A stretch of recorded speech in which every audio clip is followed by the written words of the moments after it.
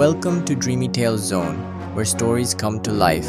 Today, we are proud to present a timeless classic, The Wind in the Willows, written by the celebrated author Kenneth Grahame, known for his works The Golden Age and Dream Days. This beloved tale of adventure, friendship, and nature has captured hearts for generations. So sit back, relax, and join us as we embark on this enchanting journey along the riverbank with Mole, Rat, Badger, and the unforgettable Mr.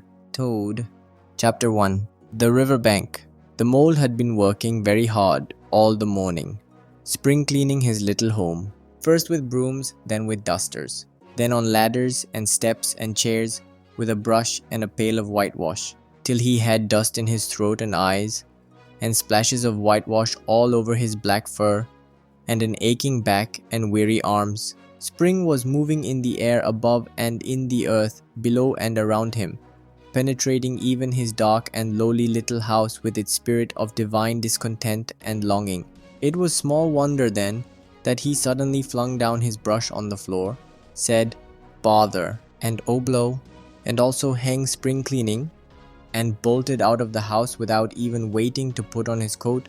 Something up above was calling him imperiously, and he made for the steep little tunnel which answered in his case to the gavelled carriage drive owned by animals whose residences are nearer to the sun and air. So he scraped and scratched and scrabbled and scrooged, and then he scrooged again and scrabbled and scratched and scraped, working busily with his little paws and muttering to himself, up we go, till at last pop, his snout came out into the sunlight, and he found himself rolling in the warm grass of a great meadow. "This is fine," he said to himself. "This is better than whitewashing." The sunshine struck hot on his fur, soft breezes caressed his heated brow, and after the seclusion of the cellarage he had lived in so long, the carol of happy birds fell on his dulled hearing almost like a shout. Jumping off all his four legs at once, in the joy of living and the delight of spring without its cleaning, he pursued his way across the meadow till he reached the hedge on the further side. "Hold up," said an elderly rabbit at the gap. "Sixpence for the privilege of passing by the private road."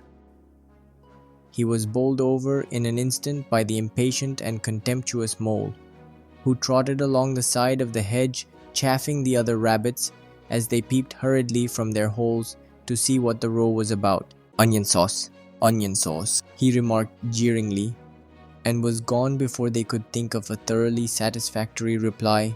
Then they all started grumbling at each other. "How stupid you are. Why didn't you tell him? Well, why didn't you say? You might have reminded him," and so on, in the usual way.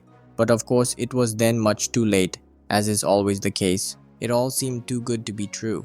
Hither and thither, through the meadows, he rambled busily, along the hedgerows, across the copses, finding everywhere birds building, flowers budding, leaves thrusting, everything happy and progressive and occupied, and instead of having an uneasy conscience pricking him and whispering, "Whitewash," he somehow could only feel how jolly it was to be the only idle dog among all these busy citizens. After all, the best part of a holiday is perhaps not so much to be resting yourself, as to see all the other fellows busy working. He thought his happiness was complete when, as he meandered aimlessly along, suddenly he stood by the edge of a full-fed river. Never in his life had he seen a river before. This sleek, sinuous, full-bodied animal, chasing and chuckling, gripping things with a gurgle and leaving them with a laugh, to fling itself on fresh playmates that shook themselves free and were caught and held again. All was a shake and a shiver, glints and gleams and sparkles, rustle and swirl, chatter and bubble. The Mole was bewitched, entranced, fascinated.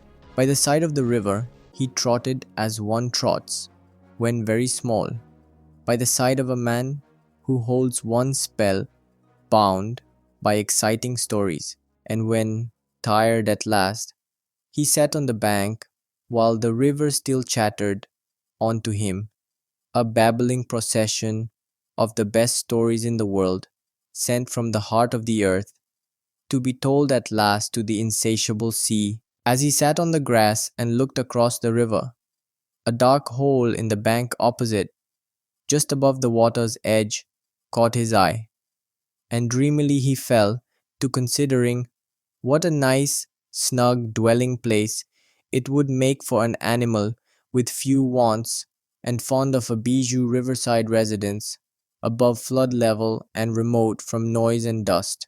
As he gazed, something bright and small seemed to twinkle down in the heart of it, vanished, then twinkled once more like a tiny star. But it could hardly be a star in such an unlikely situation, and it was too glittering and small for a glowworm.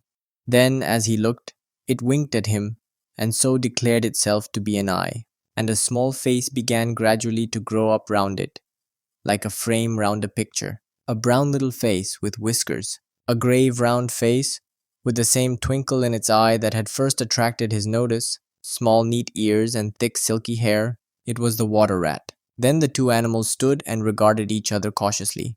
"Hello, mole," said the water rat. "Hello, rat," said the mole. "Would you like to come over?"